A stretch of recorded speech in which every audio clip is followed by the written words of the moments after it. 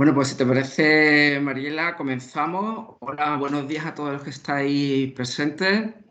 Vamos a dar comienzo con la intervención de Mariela Chica Caruana. Yo quiero empezar, en primer lugar, agradeciendo que Mariela dedique parte de su tiempo, que sé que está muy ocupada con muchos frentes y muchas actividades, que dedique parte de su tiempo a hablar sobre los conflictos familiares, la violencia filoparental. Mariela, además de ser compañera de la UMA, es amiga, estudiamos además juntos, hace muchos años que nos conocemos. Ella es psicóloga clínica, es coordinadora del Servicio de Atención Psicológica de la UMA, también es presidenta de la Asociación Filio, creadora de la Unidad por Ruptura en Juzgados de Familia de Málaga, es experta en movimientos sistémicos, coordinadora parental y además acaba de publicar un manual del cual ella es coordinadora, titulado Las interferencias parentales a la violencia filioparental. El título de su intervención es Intervención psicológica ante los conflictos familiares, violencia filioparental. Mariela, muchas gracias de nuevo. Gracias por compartir tu tiempo con nosotros. Y bueno, pues te doy paso para que comiences con tu intervención. Gracias por estar con nosotros, Mariela.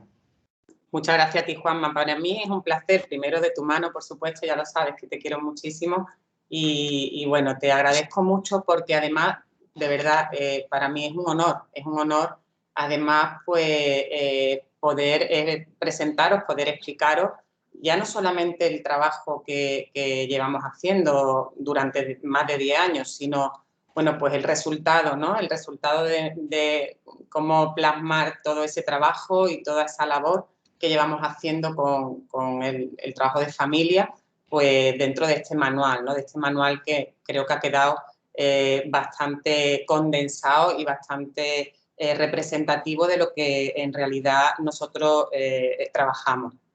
Para mí, yo me siento UMA, llevo 23 años trabajando en la universidad, me siento UMA y me encanta poder compartirlo con todos vosotros, compañeros, alumnos, que estén interesados en este tema, ¿no? La intervención psicológica ante conflictos familiares, violencia filioparental, he querido un poco llamarlo así porque quería explicaros realmente, quería hacer como una especie de recorrido de cómo hemos llegado realmente al trabajo que plasmamos en el libro, ¿no? La trayectoria que hemos seguido en el trabajo con familia, partimos de esa creación en los juzgados de familia de Málaga. Esto fue en el 2009, fíjate ya que han corrido unos pocos de años, y pues fue realmente una petición del propio juzgado aquí al Servicio de Atención Psicológica, ¿no? Resulta que un día recibimos la llamada de el equipo técnico de un juzgado de familia, juzgado número 5 de familia de Málaga, pues donde estaban muy preocupados y muy sensibilizados en una cantidad de conflictos familiares por ruptura, es decir, consecuencias de una ruptura difícil, donde ellos estaban viendo una implicación emocional grave dentro de los menores en ese conflicto. Y claro, ellos no sabían qué recursos podían utilizar, pues mandaban a mediación a alguna familia, a otras familias los mandaban al punto de encuentro, pero les parecía que se quedaban cortos en algunos casos donde no funcionaban ese tipo de recursos. Entonces, bueno, pues a este juzgado le pareció que podía, dentro del servicio de la universidad, podíamos dar respuestas a cómo trabajar, cómo hacer ya una intervención dentro de este tipo de familias, ¿no? Bueno, en aquel entonces para nosotros aquí en el servicio pues fue un proyecto, la verdad, sorprendente porque nunca habíamos tenido, tú sabes que el Servicio de Atención Psicológica lleva 30 años, es el más antiguo de España, pero siempre habíamos trabajado con propuestas pues más relacionadas de ámbito académico, con compañeros que habían planteado su tesis con grupos de trabajo aquí o con grupos terapéuticos y habíamos colaborado pues con proyectos a lo mejor para hacer una evaluación específica en un ámbito concreto, pero claro, nunca se nos había dado el caso de una propuesta de este tipo, ¿no? Entonces, bueno, trabajándolo y valorándolo, pues a mí me pareció un proyecto muy, muy ilusionante, ¿no? Y un proyecto que me motivó, no sé por qué, pero me motivó. Yo en aquel entonces no tenía todavía formación específica en familia, ¿no? Pues más allá de la formación que teníamos a nivel clínico. Y bueno, pues fue un tema que me fue absorbiendo, ¿no?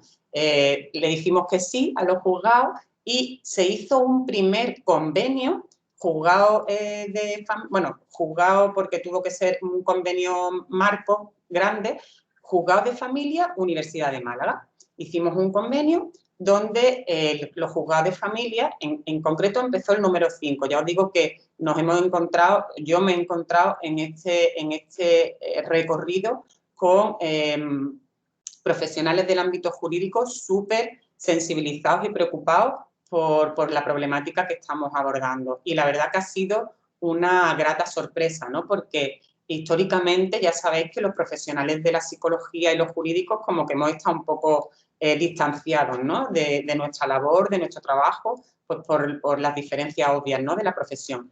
Pero en este caso en concreto yo me he encontrado gente súper sensibilizada y muy con muchas ganas de colaborar y de buscar soluciones. Y así fue. El equipo técnico, que en aquel entonces lo coordinaba María Ángeles Peña, que es psicóloga también y lleva muchísimos años en los juzgados de familia, pues bueno, pues empezamos a coordinarnos con ella a ver cómo derivaban casos aquí al servicio de atención psicológica. Bueno, y se llevaron en aquel entonces muchos casos. ¿Qué ocurre? Que como era un servicio ajeno al servicio de atención psicológica tal cual, pues claro, requería un coste, ¿vale? La universidad propuso que tenía que tener un mínimo de coste, pues por el uso de las instalaciones, por el personal, etcétera. Y bueno, pues eso a la larga al final tuvo su roce, su inconveniente, pues entre una administración y otra, ya sabes, cuando hay intereses a nivel de administraciones, pues al final el servicio de una manera u otra se puede ver afectado. ¿Qué ocurrió? Pues que para garantizar que realmente el servicio pudiera tener continuidad y pudiéramos nosotros seguir ofreciendo ese trabajo a las familias que lo necesitaban y que además veíamos que era un trabajo efectivo, que verdaderamente servía, pues tuvimos que sacar el servicio, ¿no? La universidad nos facilitó el que sacáramos el servicio fuera, ¿no? Que nos lo pudiéramos llevar tal cual. Bueno, yo como creadora, como coordinadora de ese servicio y que nos lo lleváramos fuera. Y ahí es cuando surgió Asociación Filio. Nuestra idea, ya en aquel entonces estaba formada en familia, hice mi experto en familia, hice también formación en violencia filioparental y afortunadamente en aquel entonces entré a formar parte de SEVIFIP. SEVIFIP es una sociedad y una red de recursos a nivel nacional que estudia e investiga sobre violencia filioparental. Y bueno, pues empecé a pertenecer a SEVIFIP, actualmente además pertenezco a su junta directiva, soy la vocal de salud y empezamos a coordinarnos con ellas para trabajar todo lo que habíamos visto con los conflictos familiares desde ya Asociación Filio. ¿Qué nosotros nos dimos también cuenta? Nos dimos cuenta que empezábamos a ver porque sabéis que la violencia filioparental tiene como una definición muy concreta y muy específica y que históricamente lo que llamamos violencia filioparental tradicional cumple una característica de una familia normalizada, con un contexto normalizado, habitualmente en familias sociocultural medio alto, donde el perfil del chico que agrede, porque sabéis que la violencia filioparental es una violencia ascendente, es de hijos a padres o a aquellos que ocupen esa figura o rol de autoridad. Y claro, nosotros empezamos a ver que ese componente de familias tradicionalmente de violencia filioparental, nosotros lo veíamos como otro formato. Empezamos a ver que teníamos familias que estaban en proceso de separaciones muy conflictivas, ¿vale? y que empezaban a darse casos de violencia filioparental de menores hacia un progenitor, habitualmente el no custodio. Claro, muchas veces a lo mejor, y esto pasa mucho, no sé si os ha ocurrido, pero seguramente lo habéis pensado en alguna ocasión y os ha ocurrido, incluso cuando vemos una noticia en la prensa o en los medios de comunicación, nosotros atribuimos una violencia, pensamos directamente casi en una agresión física, pero la violencia filioparental se engloba tanto violencia verbal, violencia moral, violencia psicológica, violencia económica también. Por tanto, tenemos que abrir un poquito la mente a que cuando viene un caso de violencia filioparental con una agresión física, detrás ha habido un recorrido muy amplio, ¿vale? Porque la violencia además siempre va en escalada ascendente. Ha habido un recorrido muy amplio de agresiones verbales, económicas, amenazas psicológicas con maltrato psicológico, etcétera. Y esto es muy importante definirlo e identificarlo porque hace que la atención sea mucho mayor, más rápida, ¿vale? Contra antes podamos abordar el problema, mucho más rápido podemos buscar una solución, ¿vale? Y, por supuesto, no llegamos a esa situación tan grave y tan extrema como puede ser una agresión física. ¿Qué ocurre? Claro, cuando nosotros empezamos a ver a ese tipo de familias que os digo que representan como la nueva forma de violencia filioparental, ha ocurrido ya o han tenido ya un recorrido muy amplio de maltrato verbal, de amenazas, de insultos, de rechazo, pues a través, que os digo yo, del WhatsApp o incluso directamente, ¿vale?, hacia uno de los progenitores. Y no suele, casos muy puntuales, ¿vale?, no suele aparecer una agresión física como tal, suelen ser más agresiones de ese tipo.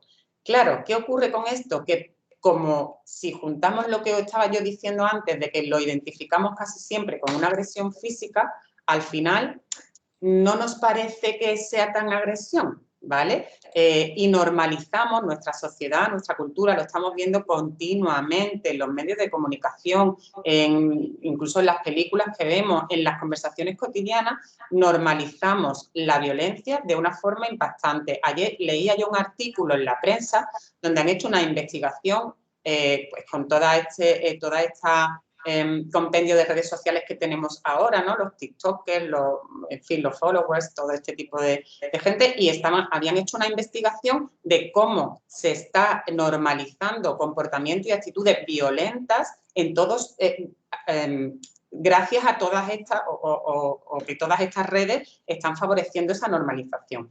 Cosa que me parece, la verdad, un poco espeluznante, porque si analizamos, estamos viendo cómo están aumentando los casos de violencia en todos los contextos, ¿vale? No solamente me refiero a violencia de género, que también, sino también a violencia entre iguales. Lo estamos viendo los chavales cómo quedan para pegarse, ¿vale? Es el reto, o se unen. Ahora el nuevo reto de los chavales es nos reunimos un grupo y buscamos un perfil típico de tal chico y cuando lo veamos le pegamos. O sea, fijaros hasta qué punto estamos banalizando y estamos normalizando la violencia, ¿vale?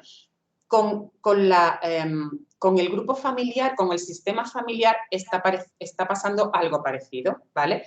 Se está normalizando que se insulte, se agreda o se amenace a uno de los progenitores, con el hándicap de que cuando estamos en un conflicto de alta intensidad, esa violencia está avalada por el otro progenitor, ¿vale? Muchas veces avalada de forma inconsciente, no hace falta decir nada. Muchas veces simplemente la omisión también es una forma de avalar esa agresión. Y esto es muy difícil de detectar a primera vista. Tenemos que hacer una muy buena evaluación de la situación para realmente poder detectar que se están dando estas conductas de agresión, ¿vale?, hacia los menores.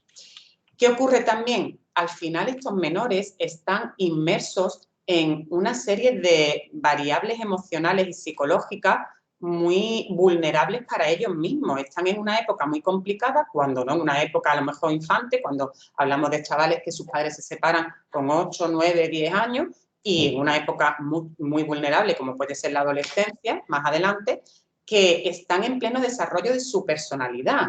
Si realmente tienen estos factores un poco en contra, fijaros la problemática y cómo esto va a marcar la vida de estos chavales a la larga, ¿no? Por tanto, es súper importante, y ese es uno de los objetivos del libro, es súper importante trabajar bien las rupturas. Hoy día, lo sabemos, el Consejo General del Poder Judicial hablaba de que había 95.000, en el año 2020 hemos tenido, los datos son de 95.000 rupturas, ¿vale? 45.000 de ellas de forma contenciosa.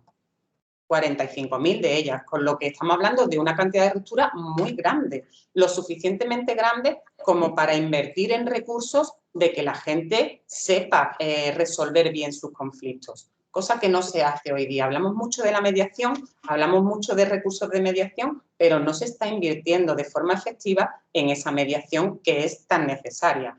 Y haciendo una prevención, que es lo fundamental, porque ¿cómo prevenimos? Todos los profesionales que estamos aquí lo sabemos. La manera de hacer prevención es mediante la educación. Si nosotros no nos vamos al primer sistema educativo y en la escuela educamos a los chavales en mediación, en resolución de conflictos, en los adultos nos va a costar muchísimo más trabajo. Con lo que para prevenir nos tenemos que ir a las primeras edades y enseñar a la población a resolver de forma sana y adaptativa los conflictos, porque conflictos vamos a seguir teniendo. La sociedad, la vida, todos estamos expuestos a tener conflictos. Lo importante no es el conflicto, lo importante es cómo resolvemos el conflicto. Y eso es lo que nosotros intentamos trabajar desde Asociación Filio. Trabajamos desde muchos aspectos para enseñar a las familias a resolver de forma positiva sus conflictos y que esos conflictos no perjudiquen de forma tan negativa a nivel psicológico, a nivel emocional a estos menores. En Filio llevamos atendidas más de 400 familias desde el 2016 que ya salimos, ¿vale? Contabilizado desde el 2016 que ya sacamos el servicio fuera de la Universidad de Málaga. Y de esas 400 familias estamos haciendo una, bueno, casi que está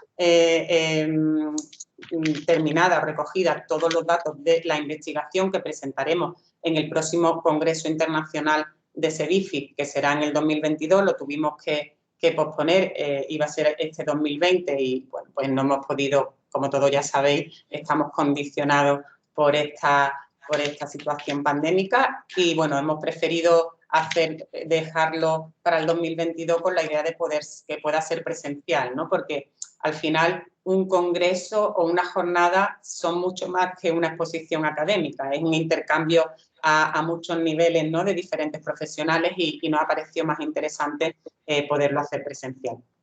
Y en esa investigación que vamos a poder presentar en el Congreso, estamos analizando de todas esas familias pues los datos tanto por edades, tanto por género, tanto por nivel sociocultural de las familias que terminan desarrollando desde una interferencia parental una violencia filioparental, que de ahí también el nombre del manual.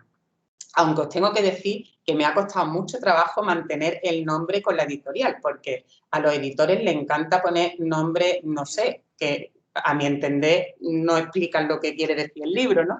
Y entonces yo insistía en que el nombre debía de ser ese porque dejaba muy claro, el título dejaba muy claro lo que nos íbamos a encontrar dentro. Bueno, al final se ve que mi poder de persuasión ha sido bueno porque me han mantenido el nombre, ¿no? Bueno, en el desarrollo de este trabajo también, trabajando con las familias, bueno, y poniéndome en contacto pues, con muchos agentes a todos los niveles, a nivel nacional, pues yendo a formarme, porque creo que es muy importante, ¿no? Ya sabéis, nuestra profesión, la formación continua, creo que es fundamental. Y bueno, entrando un poco profundizando en ese estudio, pues contacté hace algunos años con la figura del coordinador parental. La figura del coordinador parental es una figura emergente que nace en Estados Unidos y que, bueno, pues viene desde aproximadamente el 2015 es que viene a empezar a tomar importancia en España, ¿no? Como siempre, en Cataluña, pues porque son pioneros en muchas cosas, ¿no? Y allí parece como que yo con mis compañeros catalanes muchas veces digo que parece que están en otro mundo a nivel formativo, ¿no? Y a nivel de estar en la realidad muchas veces de nuestra profesión, pues empiezo a tener contacto con todo ese mundo del coordinador parental, me empieza a interesar, me empiezo a poner en contacto y como que conflictos familiares de alta intensidad tiene mucha relación con el coordinador parental. Bueno, y me formo allí en Barcelona, que han sido los pioneros y que además llevaron a cabo un proyecto piloto con los propios juzgados de familia de allí de Cataluña, donde pusieron en práctica las funciones de esta figura, ¿no? Y la verdad que cuando me formé me atrajo muchísimo la figura del coordinador, porque es verdad que con la intervención psicológica tal cual, muchas familias se quedan cortas, nos quedamos cortas, muchas familias con estas características, ¿vale? Donde hay un alto nivel de conflictividad. Nos quedamos cortas porque ya sabes que la intervención quizás no tiene una característica muy directiva, no puede tomar decisiones en ciertos momentos. Y es cierto que hay familias de este tipo que necesitan una directividad, que necesitan como un seguimiento y un acompañamiento mucho más directo, mucho más directivo, ¿no? Entonces, bueno, me entusiasmó la idea del coordinador y ya os digo, me formé en esa idea. Empezamos a poner en práctica algunos casos de coordinación de parentalidad con el juzgado de familia. Ya veis que la relación con el juzgado de familia, desde que empezaron con su demanda en el 2009, ha continuado y se ha extendido. Es decir, en Málaga tenemos ahora un cuarto juzgado de nueva creación de familias, pero teníamos 3 de familia y 3 de violencia, que sabéis que violencia actúa cuando llevas en civil en familia algún caso en concreto y al final pues hay alguna denuncia y se actúa por violencia, pero también se consideran familia, ¿no? Y entonces la relación con ellos ha sido directa, ha sido muy cercana y muy colaborativa. Tengo que decir que en ese sentido nosotros hemos tenido y seguimos teniendo una experiencia muy, muy positiva con todo el ámbito jurídico. También así con la mayoría de los abogados, los abogados que son expertos en familia o que son especialistas en familia también están muy sensibilizados con todas estas nuevas formatos y nuevas maneras de poder abordar la problemática de la familia desde diferentes aspectos y poder ayudarlas, que en realidad es nuestro objetivo. Vale, estudio tanto en esa figura y me resulta tan positiva y me da tan buenos resultados en estos primeros casos que os digo que el año pasado, junto con una compañera del Departamento de Derecho Procesal, mi querida Yolanda De Lucci, pues ponemos en marcha un curso de coordinador de parentalidad dentro de la Universidad de Málaga.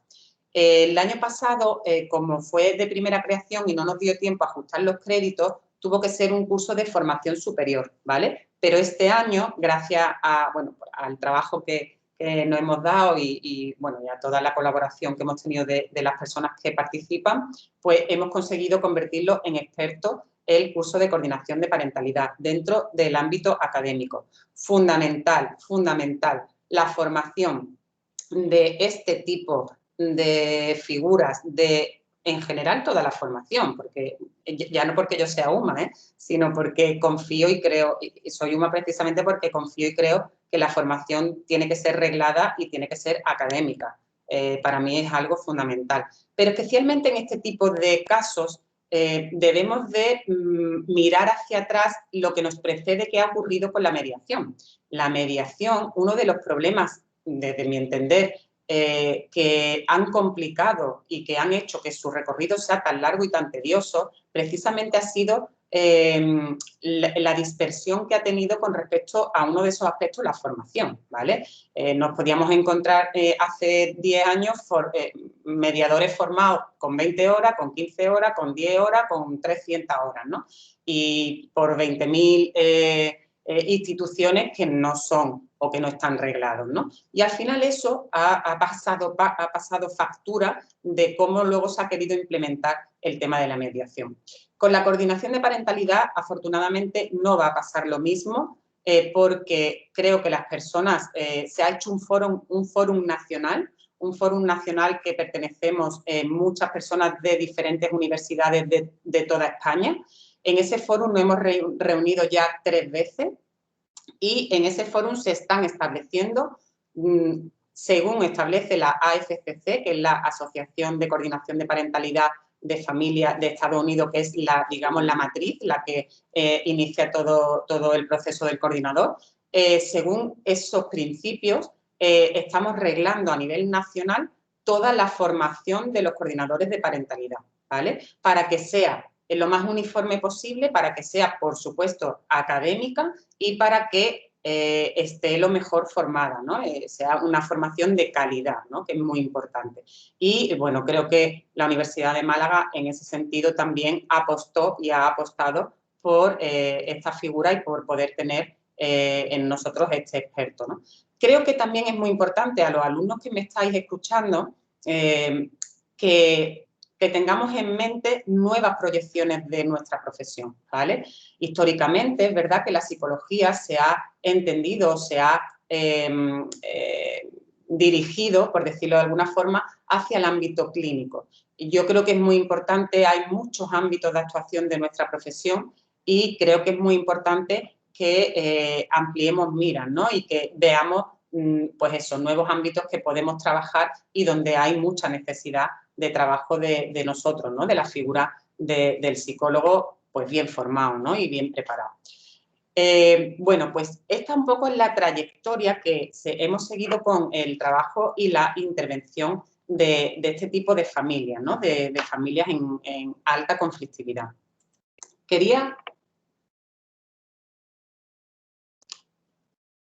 Quería comentaros, así muy a grosso modo, quizás no sin profundizar mucho, porque nos daría para 3 o 4 horas seguramente, pero sí hablaros un poquito de los principios básicos que para nosotros rigen la intervención con este tipo de familias, ¿no? No hablamos de familias al uso, ni siquiera familias que se separan con normalidad, no, hablamos de un número de familias con unas características muy especiales donde la alta conflictividad y la implicación de los menores en ese proceso es algo muy característico, ¿no? Y con lo que tenemos que pues, contar y tener muy en nuestra mente. Para trabajar con este tipo de familia, efectivamente es importante tener información jurídica, que la formación en coordinador de parentalidad nos la va a dar, y entender qué es y por qué para nosotros debe de primar el bien superior del menor. El bien superior del menor siempre va a ir dirigido a buscar la protección del menor a nivel emocional, psicológico, situacional, social, familiar, educativo, en todos los niveles que va a influir en el menor, ¿no? Y es importante tener en cuenta esto porque muchas veces el bien superior del menor no corresponde con lo que los padres quieren. A veces uno, a veces el otro, a veces los dos. A veces los dos. ¿Por qué? Bueno, porque un proceso de separación es un proceso traumático y como proceso traumático, evidentemente, incluye que las personas, los progenitores, las personas adultas, están inmersas en un dolor, en un proceso, digamos, doloroso, que probablemente cuando se da esta situación de alta conflictividad no han resuelto bien, ¿vale? No suelen tener una buena resolución de ese dolor o de esa separación y que al final ese dolor se va alargando y se va convirtiendo en el eje y en el centro de la intervención o del trato con el resto de la familia. Por tanto, punto fundamental, centrados en el bien superior del menor. Punto importante, trabajar con todo el sistema. No me sirve de nada trabajar con el menor y el progenitor custodio y no trabajar con el no custodio. No me sirve de nada porque al final no estamos haciendo un cambio efectivo. Podemos trabajar pautas, pero no vamos a tener una efectividad en ese cambio. Muchas veces me han preguntado compañeros y alumnos y profesionales, oye, qué complicado en un proceso de separación trabajar con todo el sistema, ¿no? Porque, bueno, siempre a lo mejor hay un progenitor que sí quiere participar, pero hay otro que no quiere participar y qué difícil, ¿no? Bueno, nosotros es la condición que ponemos cuando trabajamos con este tipo de familia y no solemos tener problemas, porque siempre intentamos ya desde ahí, ya desde cómo captamos la atención de los progenitores, ya desde ahí intentamos hacerlo desde su rol paternal, ¿no? Desde su rol parental. Yo no quiero que tú vengas como hombre o como mujer dolido, quiero que vengas como padre o como madre. Y te necesito aquí como padre o como madre. Y ya lo empezamos a focalizar a ellos en su rol parental, en su responsabilidad parental. Ya desde ahí es más difícil que nieguen a participar, que se nieguen a participar. Si excluimos a alguno de ellos, bueno, hay a veces o situaciones donde se está excluido, pero a lo mejor está excluido jurídicamente, pues porque hay una orden de protección o no pueden, hay una sentencia y evidentemente pues no se incluye a esa persona. Pero cuando no hablamos de situaciones especiales como pueden ser esas, nos gusta incluir a todo el sistema, ¿vale? Bueno, ya no solo que nos guste, sino que para nosotros es una exigencia porque si no, ya os digo que no confiamos en que haya un resultado efectivo. Luego es muy importante, cuando detectamos que hay conductas o comportamientos agresivos, sean cuales sean, acordaros lo que os comentaba antes, agresivos me refiero a insultos, amenazas, de hablar mal o abuso psicológico, maltrato psicológico, cualquier tipo de agresión, intentamos hacer un pacto con todos de que mientras que estamos en el proceso terapéutico, mientras que estamos en este proceso, no vamos a llevar a cabo ningún tipo de agresión. Vamos a intentar hacer un esfuerzo de empezar desde otra perspectiva y no vamos a contemplar que haya ninguna agresión, ¿vale? Ya sabemos que a veces no solamente el simple hecho de hacer ese pacto va a conllevar que no lo haya, pero sí hay una conciencia de que estamos todos acordando algo en común. Y si yo lo hago, al final estoy sobrepasando un acuerdo que hemos hecho. Y es importante para que tomen conciencia cada uno de su parte de responsabilidad, ¿vale? Porque algo que ocurre mucho en este tipo de conflictos es la responsabilidad externa, exteriorizar la responsabilidad hacia el otro, hacia el menor, hacia cualquier figura que no sea yo. Por tanto, esto también nos ayuda a reconducir y a tomar conciencia de esa responsabilidad parental. Cuando vienen también algunos progenitores, sobre todo en los casos donde hay una violencia filioparental muy evidente, y vienen siempre con la idea de, uy, el menor es el que tiene la conducta agresiva, el menor es el que tiene que recibir la ayuda, también nosotros ahí tenemos una labor psicoeducativa muy importante. ¿Por qué? Porque el menor puede estar manifestando esa conducta, pero el problema lo tiene toda la familia. El problema afecta a toda la familia, no es un problema exclusivo del menor. Y esto es muy importante, mucho por los sentimientos que el menor puede ir almacenando con respecto a soy el malo de la familia, ¿no? Y mucho también porque no me hago responsable de la posible solución tampoco, ¿no? Si el problema es del menor, yo aquí no tengo nada que ver. Para nosotros, esa primera fase de psicoeducación donde todos y cada uno de los miembros del sistema se tienen que concienciar en que también son parte del problema y, por tanto, van a ser parte de la solución, es muy, muy, muy importante para que pueda funcionar, ¿vale? Para que el trabajo realmente luego sea efectivo y para que todos colaboren, para que todos pongan su parte y su granito en que podamos llegar a una buena solución, ¿vale? Trabajamos mucho con las ideas de culpa, ¿no? Imaginaros unos padres que llegan con una situación de violencia filioparental, el sentimiento de culpa, el sentimiento de vergüenza, el sentimiento de haber fallado es muy, muy grande, ¿no? Y especialmente en algunos casos donde incluso tienen que denunciar a sus hijos. No es nada fácil ponernos en la situación de que llegue ese momento donde yo me vea obligada o tenga que denunciar a un hijo, ¿no? Es algo súper difícil. Entonces, nosotros intentamos trabajar mucho a nivel emocional también en una fase ya posterior, pero sí trabajar mucho con las emociones, ¿no? Con las emociones de cada uno de ellos y aprender a gestionar cómo esas emociones y en vez de utilizarlas en negativo, utilizarlas en proyectivo, es decir, en vez de sentirme culpable, voy a asumir mi parte de responsabilidad para buscar una solución, es también una parte interesante y muy, yo creo que además muy importante y gratificante del trabajo que hacemos con las familias, ¿no? Y especialmente también con los menores. Los menores al final manifiestan esa conducta agresiva, pero detrás de la ira, la rabia, pues todos los profesionales sabemos pues que hay otro tipo de emociones que probablemente esto están tapando, ¿no? Y muchas veces hay tristeza, muchas veces hay miedo, muchas veces hay inseguridades y entender y manejar eso a nivel emocional y ponerlo sobre la mesa dentro de la familia también es un trabajo muy importante, ¿no? Y, por supuesto, ahí los profesionales de la psicología tenemos que hacer una labor grande. El compromiso, como he dicho, por tanto, tiene que ser de la familia entera. No me sirve que sea el compromiso de una parte y, bueno, no, es que a lo mejor la madre o el padre no quieren. No, no, no. El compromiso tiene que ser por parte de todo. Y esto es mucho labor nuestra, ¿vale? Mucho labor del terapeuta, de cómo lo trasladamos, de cómo se lo planteamos, de cómo le vendemos realmente la solución y el camino hacia donde vamos a ir, ¿no? Habitualmente nosotros hacemos una primera evaluación bastante amplia, como casi siempre en un porcentaje muy amplio de las familias que atendemos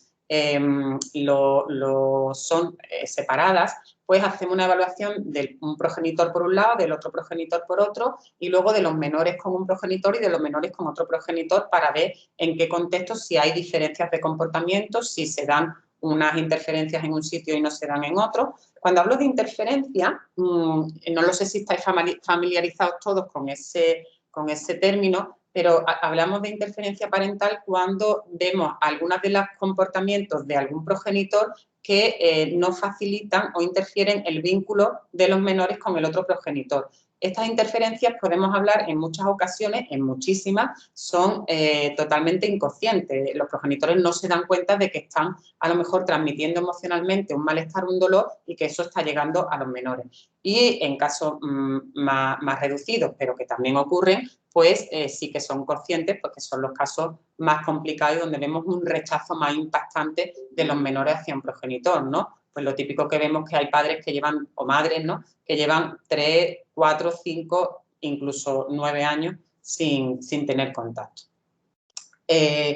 Por tanto, nosotros tenemos sesiones una vez que evaluamos, habitualmente semanalmente, donde después de la evaluación el profesional que lleve o lo que dirija la intervención pues va a ir decidiendo si van a venir este grupo del sistema o este otro grupo del sistema, el sistema entero de forma individual, y luego se van alargando quincenalmente para ir viendo que esos objetivos se van generalizando y se van manteniendo en el tiempo.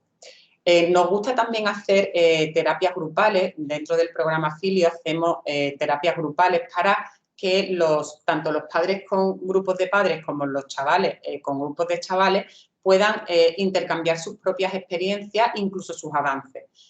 Porque muchas veces entre iguales, ya sabéis, que se comparten sensibilidades y se comparten soluciones. Y muchas veces lo que a nivel profesional pues vemos que no puede avanzar, a lo mejor en esa cohesión de grupo, pues vemos que facilita, ¿no?, y ayuda ese desarrollo de esa posible solución. Nosotros en el programa Filio establecemos un mínimo obligatorio porque creemos que son 10 sesiones, porque creemos que en menos de 10 sesiones es inviable que podamos tener algún tipo de resultado. Cuando hablamos, tened en cuenta que hablamos de una problemática bastante amplia y que lleva tiempo, ¿no? Y luego vamos ampliando pues, sobre la marcha, que nunca suele costar trabajo porque con 10 sesiones ya entenderéis que la adhesión al tratamiento de la familia está garantizada, ¿no? Luego vamos haciendo un seguimiento progresivo que habitualmente suele ser cada 6 meses y luego al año, ¿no? Pues para ver realmente que hemos conseguido ese resultado que pretendemos con el trabajo con la familia, que suele ser pues que vuelvan a recuperar una convivencia afable, tranquila, que aprendan a resolver sus conflictos, que sepan que pueden contar unos con otros, que aprendan a cómo afrontar las dificultades que van a seguir ocurriendo dentro de la familia, pero de una forma óptima y, bueno, pues sin toda la problemática con la que venían, ¿no? Y bueno, eso es lo que todo este trabajo que os llevo explicado es el que he intentado reflejar. Hemos intentado, pues con la colaboración de grandes profesionales dentro del manual, pues hacer como un compendio y una estructura y un manual de actuación, pues que sirva especialmente para los profesionales que puedan trabajar con familias o estén interesados en el trabajo con familias, pero creo que también, y así era uno de los objetivos del manual, pues también aquellas familias que puedan verse envueltas en un conflicto y quieran saber cómo pueden gestionarlo, cómo pueden afrontarlo, qué pautas pueden seguir, qué soluciones pueden tener, para que realmente eso no se enquiste y no se convierta en un problema mayor, ¿no? El manual está dividido en 9 capítulos y que abarcan pues desde lo que hablamos de la familia como sistema, a qué nos referimos cuando hablamos de familia como sistema, su estructura, sus características, sus condiciones a nivel social, a nivel educativo, a nivel cultural. Luego hablamos también de las rupturas que se producen, cómo son las rupturas de pareja, cómo pueden ser si hay unas características o hay otras, qué ocurre y qué procesos emocionales y psicológicos tenemos cada uno de nosotros cuando nos encontramos en un proceso de ruptura, que es muy importante. Luego hay un capítulo que habla de violencia filioparental para definir y concretar que todo el mundo sepa a qué nos referimos con violencia filioparental. Otro capítulo de interferencias parentales, igual, para que todo el mundo tenga claro y sepa muy bien a qué nos referimos. Por eso digo que también me parece un manual muy apto para personas o familias que estén en estas situaciones, porque creo que viene muy concreto y muy específico de a qué nos referimos y les puede facilitar y con un lenguaje, creo, bastante asequible.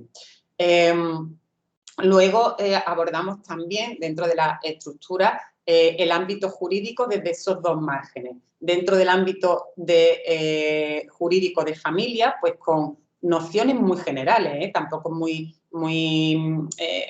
enrevesados, sino con nociones muy generales de qué debemos de saber del ámbito jurídico de familia cuando trabajamos con este tipo de familias, y otro sobre el abordaje jurídico de la violencia filioparental, es decir, qué características o qué condiciones jurídicas se va a encontrar un menor y una familia cuando entramos en el proceso de denuncia o de algún tipo de medida para el menor en el ámbito de violencia filioparental, ¿vale?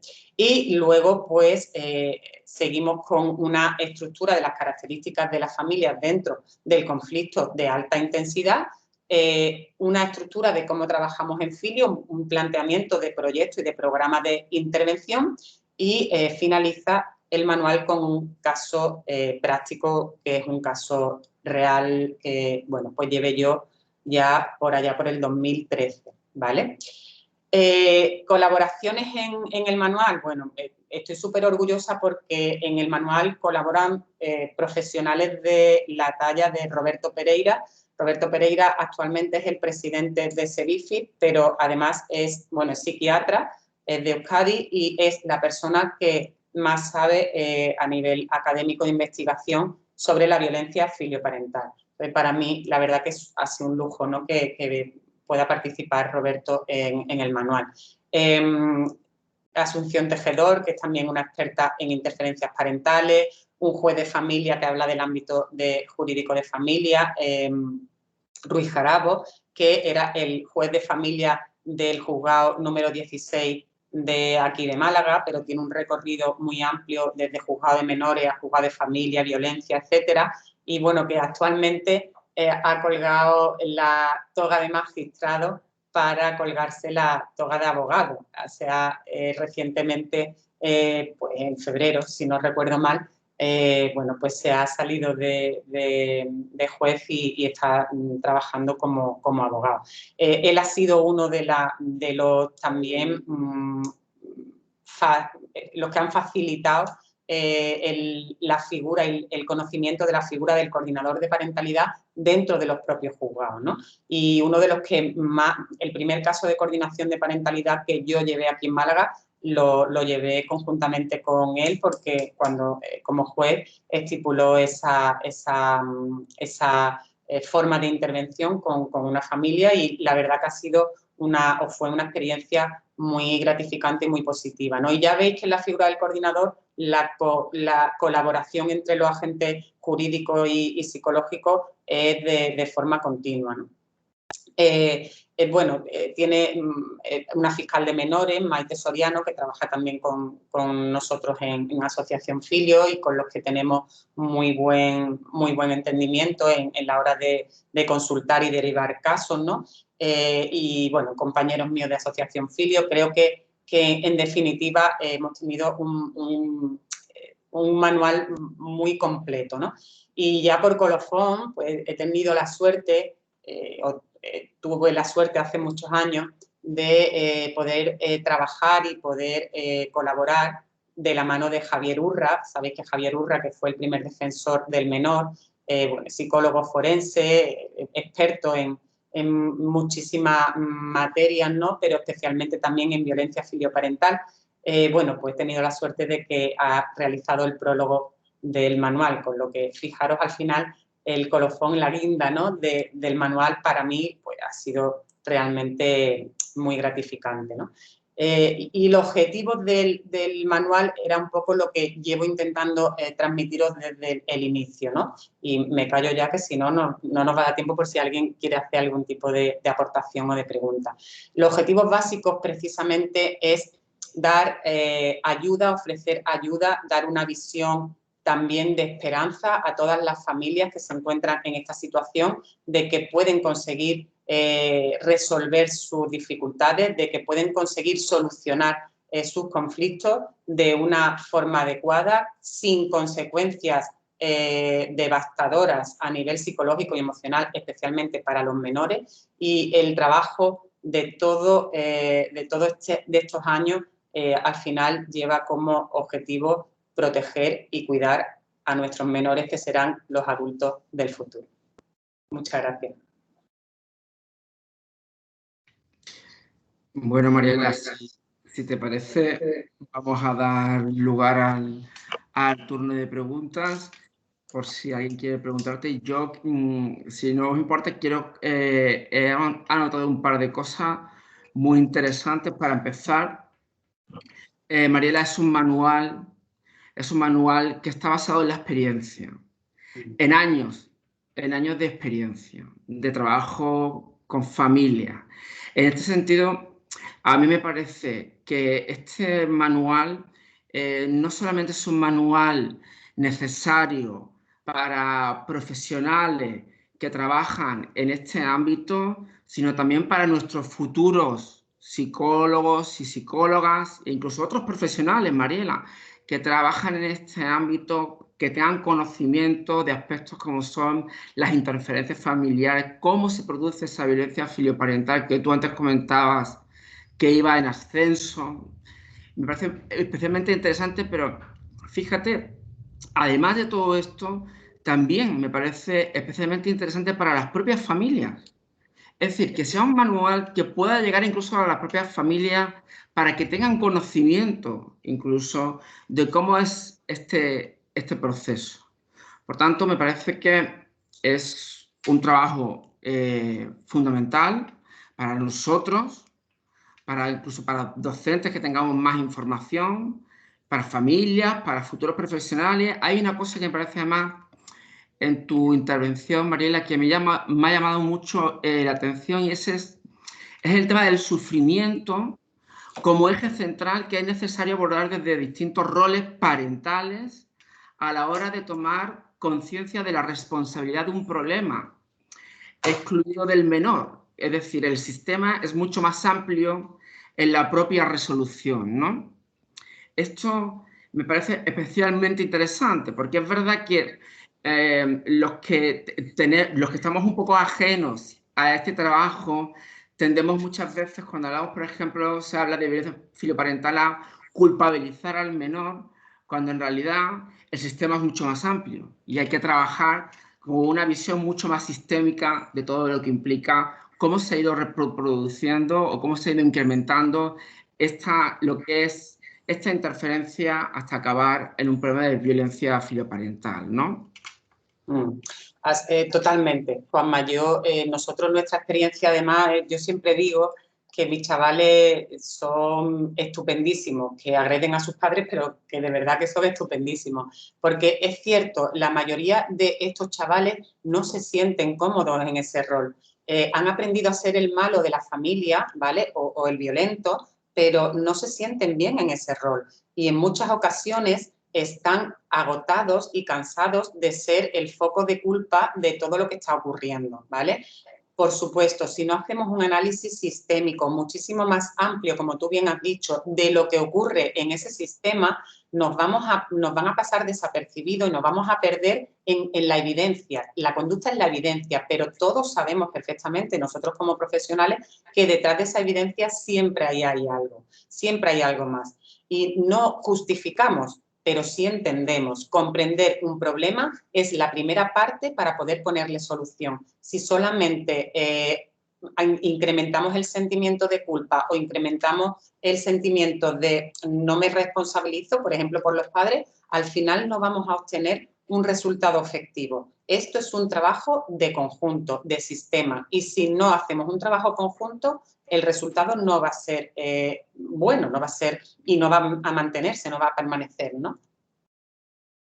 Hay otra cosa interesante que a mí me da mucho la atención, porque, por ejemplo, psicólogos comunitarios que trabajan en prevención primaria, yo creo que también aquí pueden trabajar dando formación, porque creo que esto, más allá de la propia familia en la que ocurre el conflicto, se puede hacer un trabajo de una intervención primaria que incluso abarque a toda la comunidad. Me estoy refiriendo, por ejemplo, que abarque a los estudiantes que están en primaria, en secundaria, a las propias familias, al propio profesorado, e incluso, fíjate tú, más allá de todo esto, que esta propia prevención, que tengan conocimiento de que estos hechos pueden ocurrir y qué indicadores pueden hacer pensar que esto se puede producir y puede ir a más, puede llegar incluso a toda la comunidad, entendiendo como una comunidad, incluso vecinos, amigos, familiares.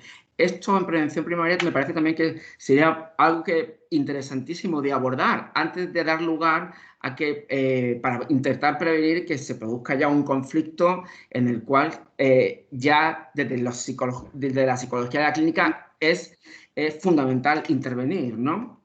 Es que la prevención es la base de la educación. Si no educamos en todo este tipo de situaciones, al final vamos a seguir ¿vale? buscando recursos para intervenir, pero con la problemática ya desarrollada. Y creo que lo tenemos, es lo que tú dices, ¿no? Nosotros hemos llevado a cabo, subvencionado por Diputación de Málaga, un proyecto chulísimo en diferentes municipios, en Cártama, en Torrós, en Almojía, que se llama Aula Familia, el proyecto Aula Familia, y hemos trabajado con chavales de primaria, con chavales de secundaria y con sus padres. Y hemos trabajado la violencia en todos sus factores. Hemos hecho especialmente hincapié en la violencia filioparental, pero hemos trabajado la violencia porque al final nosotros lo que estamos viendo, mira, hay investigaciones muy recientes que relacionan los chavales que ejercen violencia filioparental con haber tenido bullying en su etapa infantil, ¿vale? Y otras investigaciones de otros compañeros, te lo digo porque a nivel de CIVIFIC, como estamos continuamente actualizando las investigaciones, hay otras investigaciones que relacionan a estos menores con violencia de género en el futuro. ¿Qué ocurre? Si unimos todos esos criterios, esas variables, Juanma, tenemos que una misma variable, como puede ser la violencia, tiene diferentes formas de manifestarse y que igual pueden tener aspectos comunes, que si las trabajamos en unión, en coordinación, probablemente estamos atajando a diferentes formatos de la violencia, con lo que para nosotros, desde donde hay que prevenir eso, sin duda alguna, es desde edades tempranas, en la atención temprana, es decir, en edades donde los niños están muchísimo más plásticos y más flexibles a aprender, y es donde tienen que desarrollar su capacidad de empatía, de resolución de conflictos, de flexibilidad. Todo eso lo tenemos muchísimo más plástico para poder trabajar desde ahí y que luego no en el futuro tengamos que estar poniendo parches y poniendo soluciones a problemas ya desarrollados. Efectivamente. Bueno, no sé si alguna persona de las que están aquí online con nosotros quiere intervenir o hacer alguna pregunta a Mariela. ¿Hay alguien que quiera intervenir?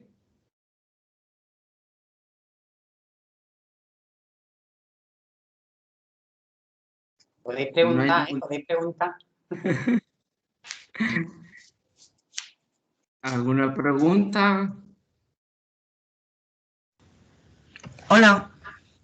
Hola. Yo soy estudiante y, por ejemplo, durante la carrera, esta es prácticamente la primera toma de contacto sobre esta temática. Y la verdad es que me resulta bastante interesante y también un poco, digámoslo, frustrante el no verlo durante la carrera porque es un ámbito de trabajo bastante curioso y bastante necesario también. ¿Nos podrías contar tu experiencia a la hora de trabajar directamente con esas familias con problemas? ¿Cómo es esa toma de contacto y demás con ellos? Mira, ¿cómo te llamas? Perdona. Carlos. Carlos. Pues mira, Carlos, te cuento. Bueno, estoy de acuerdo contigo que quizás a lo mejor en el currículum académico pues no tenemos algunos contenidos que yo también pienso, ¿vale? Como tú, que serían importantes que estuvieran. Tampoco tenéis una formación específica en suicidio, por ejemplo, y me parece también súper interesante, más allá de que algún profesor implicado pues se busque, ¿no?, información sobre el tema.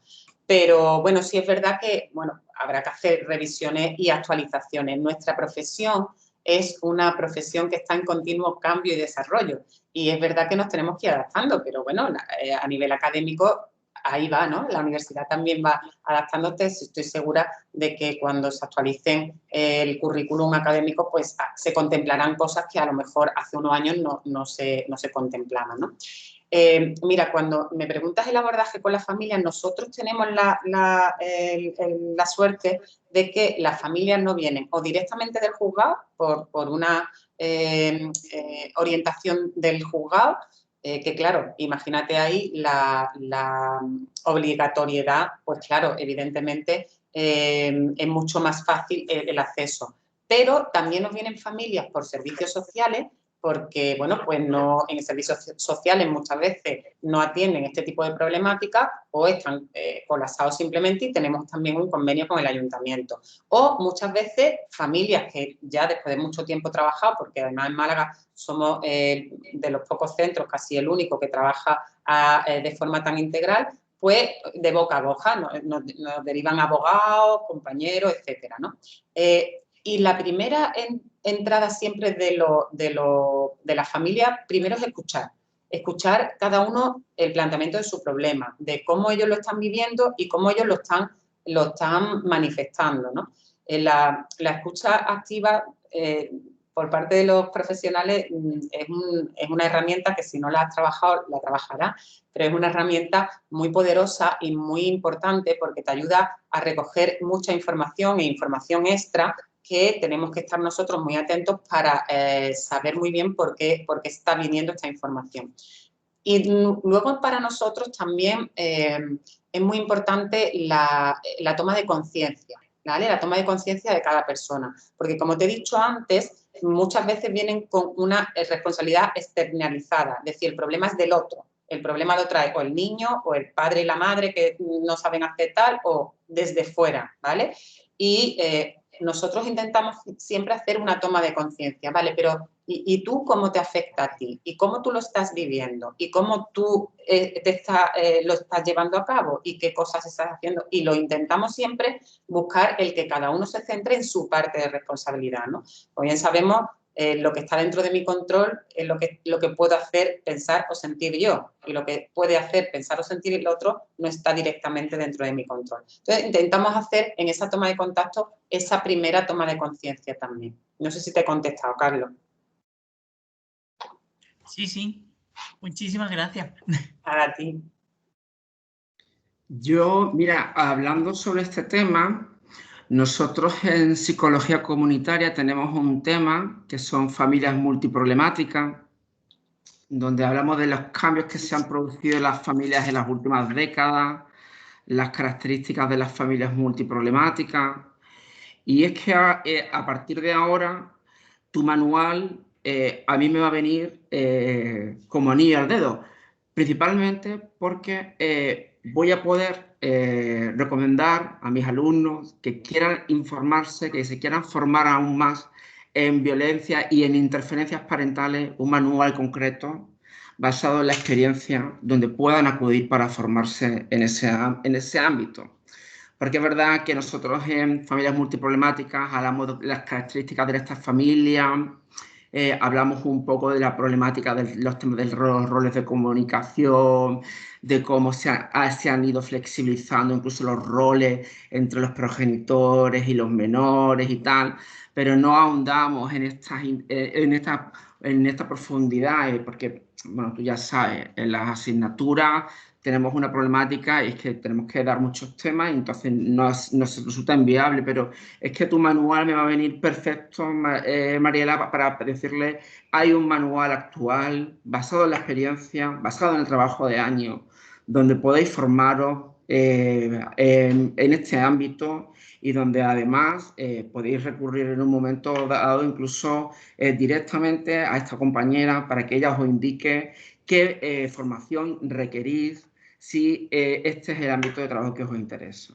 En ese sentido, te doy mil gracias, ¿no? Mil gracias porque es que viene a aportar algo que es verdad, como decía Carlos hace un momento, ¿no? Es verdad que hay un déficit en nuestra formación muchas veces por una cuestión incluso muchas veces de tiempo, ¿no? Pasa también algo similar a como ocurre en el ámbito de la diversidad afectivo, sexual. Hay un déficit ahí también, ¿no? Que hay que cumplimentar de alguna manera. Entonces, pues este manual viene precisamente a ayudar a las familias, a los profesionales que están trabajando ya sobre el campo, pero a los futuros profesionales que estamos formando, fundamental también, que sepan que está el manual, que pueden recurrir a él, incluso que en un momento dado pueden recurrir incluso a ti directamente para preguntarte, oye, yo me interesa esto especialmente, me interesa el tema de las interferencias familiares, me gustaría saber cómo me puedo formar y que tengan ahí a una persona de referencia con experiencia en este trabajo, ¿no? A mí me parece muy importante, pero yo confío, Juanma, creo que al final el ámbito académico no va a tener más remedio que hacerse eco de la realidad cambiante de nuestra profesión y de las características de la sociedad. Al final nuestra profesión tiene que ir adaptándose a los cambios que va viviendo la sociedad y hoy día, pues antiguamente tu generación o la mía, padres separados era algo exclusivo y ahora lo contrario es que los padres no estén separados, ¿no? Es lo exclusivo. Entonces, nos tenemos que adaptar a esta realidad, nos tenemos que adaptar a las características de las personas y de la sociedad en la que vivimos y yo estoy convencida de que al final el currículum académico va a hacer eco de esa realidad cambiante, ¿no? Seguro. Ya mismo, Carlos, tienes temas de este tipo seguro en el currículum, ya verás. Pues no sé si alguien quiere hacer alguna otra aportación o alguna otra pregunta. Si no, pues, bueno, parece ser que no. Mariela, mil gracias, porque escucharte es un placer, porque he escuchado la voz de la experiencia de alguien que lleva mucho tiempo trabajando sobre el campo. sobre este ámbito. Entonces, bueno, pues escucharte hablar con esa soltura, eso lo da la experiencia, el trabajar directamente con esta problemática. Así que mil gracias por dedicar tu tiempo. Enhorabuena, enhorabuena. Y bueno, nos seguiremos viendo. Seguro.